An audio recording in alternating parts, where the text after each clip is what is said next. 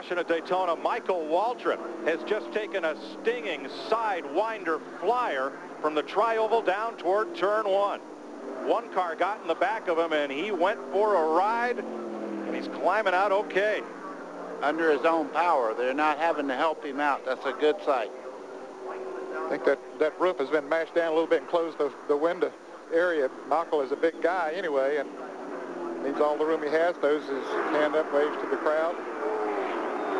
That was a wild ride. So Waltrip will get into the ambulance.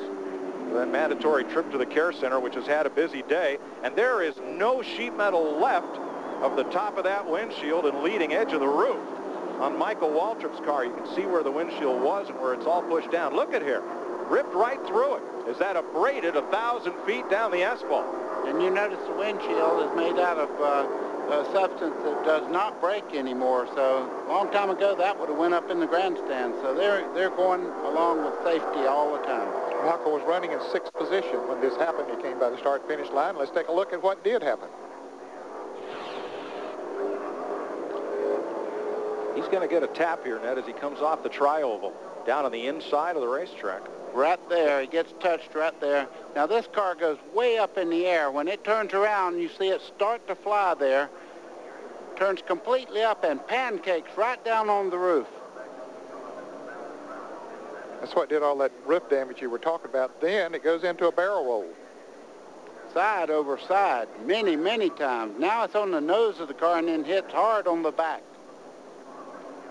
That looked much like Ricky Rudd's flip here in 1984 in what was then the Busch Clash.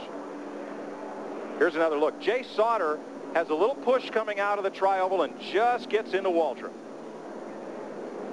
And they were just coming out of the tri-oval. At that point of the racetrack, you're almost out of control anyway, buddy, and just a little tap sent him around. Absolutely. And the other thing, the roof flaps couldn't work because it went around so quickly, and the minute the back addressed the air, it went straight up in the air.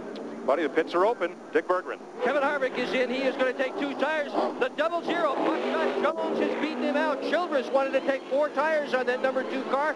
The pit crew overruled him. They took 2 because they wanted the car to be a little looser. Buddy, you've owned a race team. What happens when you overrule the man who signs the checks?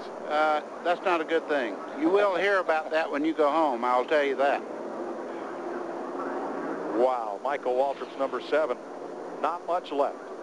Well, here he is. And Jay Sauter, right there, they make contact. Jay Sauter turns to the outside, gets away from Waltrip. Right here, you can see the back come off the ground.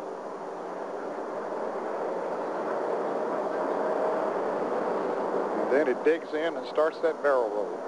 Normally you see that when it gets on the grass, but it started before it got off the pavement.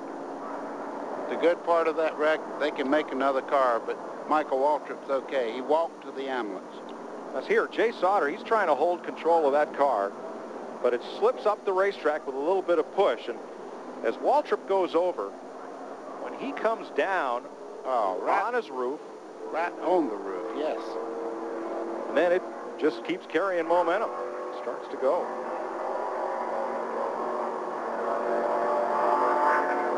You know, I raced for 35 years, and I never did that. Good thing. Never did that. Thank goodness. Here's another look. You see the back end just lifts up off the ground. You see it's going to come right down on that, about the top of the windshield. Any way you look at that, that was hard contact. That just tells you the cars are very, very strong.